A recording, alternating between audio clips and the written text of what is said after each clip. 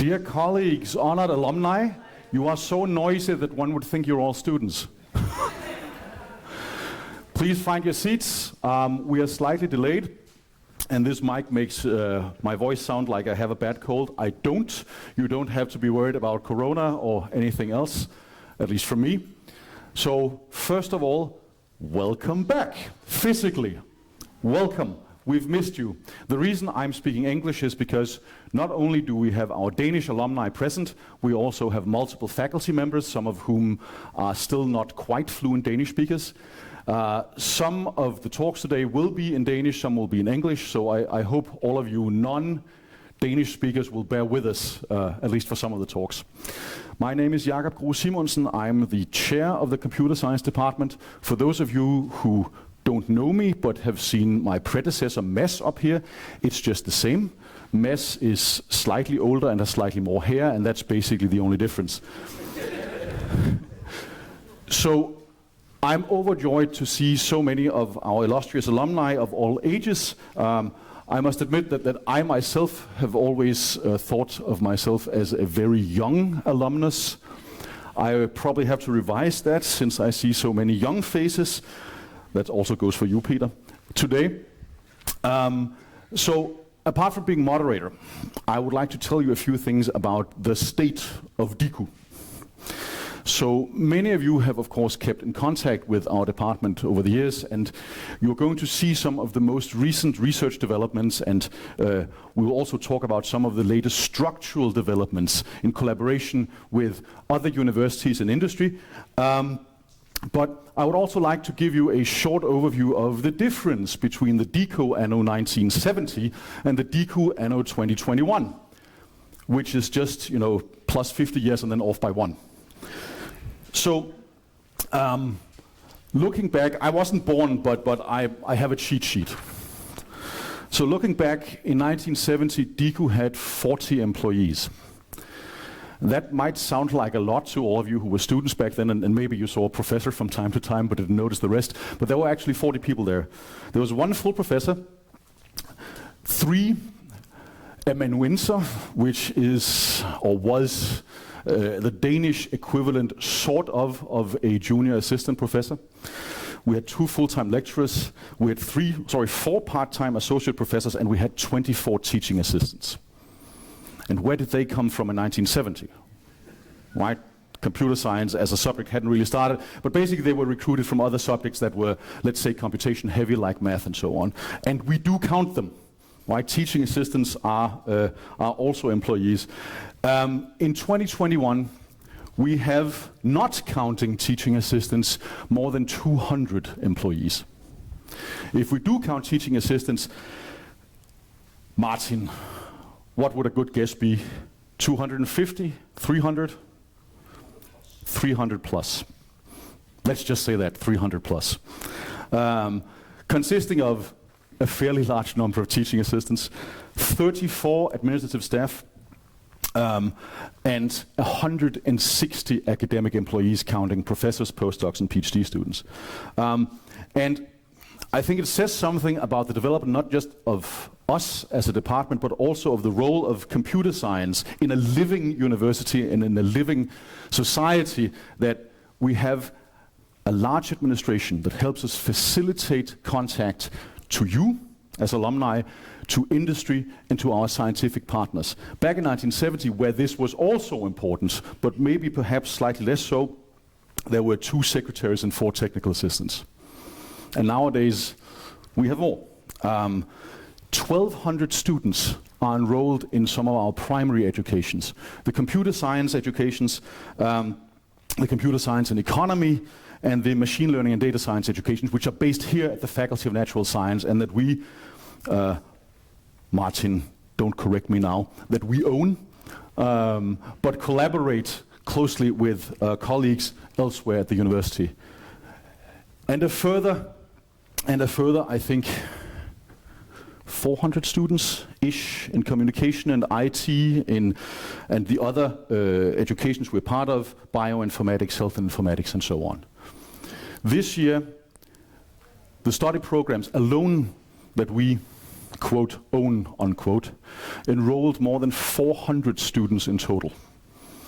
This is about 1/5 of the entire intake of students in natural science. And this, of course, is not just because we provide excellent education and research and so on. This is obviously because computer science has a large, growing, important role in society. You are going to hear much more about that. But one of the things that previous heads of department and myself have been working very hard to do is to engage more, not just with the surrounding industry, but also with other actors, like other universities, NGOs, government technology services, and so on. I think at the meeting of the Alumni Association just a few minutes ago, there was several people, I think, mentioned things like den grønne omstilling. So currently, we need to engage with the most important problems of our day. This includes, in particular, the defining question of either your children or you yourself, and certainly your children's children, namely the environment and how to take care of the planet. And we do that in collaboration with so many other people than just the 200 full-time employees and 300 plus part-time employees at DIKU. We collaborate with all of the other universities in Denmark, or close to it, at least, in new supra-university clusters like DIREC that Mads Nielsen is going to tell you about.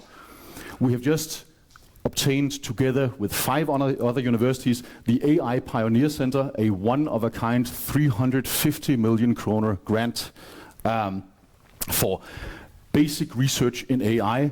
We engage in many other things, and we also, inside the University of Copenhagen, try to extend the breadth of IT research and computer science research, and especially with an aim to educate our fellow scientists.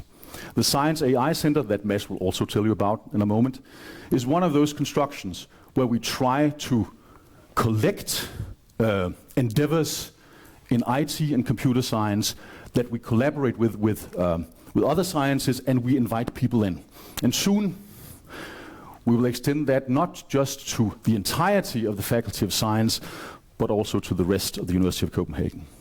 So, we engage with others. And we also try, at least the best we can, to change our own department.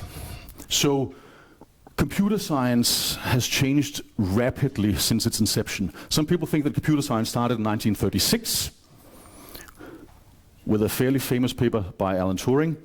Some people of a certain national bent think that computer science started in 1970 with the first computer science department in Denmark, namely DIKU. But the meaning of the word computer science has changed rapidly. So those of you who were educated, say, finishing your studies in the appropriate time in 1975, there might be a few of you in here, learned a vastly different subject than what our students do today. Some of the curriculum is still the same. There are certain universal things that are still the same even after 50 years. And there are many, many new things. The tent of computer science has grown considerably, and we certainly welcome that within our own department and with collaboration. We also have a shifting population of students, where we don't just have computer science students, but also students from various other educational programs that we engage with. The average computer science has also changed. And we are trying also to change with the times and invite people in. And I hope that this will be reflected also in the values that we have as a department, in our recruitment and in our engagement with society, diversity issues, and so on. So, I think that my friendly timekeeper, Inge, has not yet rung the bell. Am I close, or do I have just a little time? I have 3 minutes. Awesome. One of the luxuries of being in this position is that, since this is not a scientific talk, well, you have to ask me questions afterwards. You can't ask questions at the talk, unlike the later scientific ones. I am overjoyed to see you. I have not seen many of you for years, not just because of COVID in the last year, but also because it's so easy to be out of touch. So once all of this thing is over, and we'll have the hors d'oeuvre and wine and beer and sparkling water and so on, I hope to talk to as many of you that have time to, well, engage with me.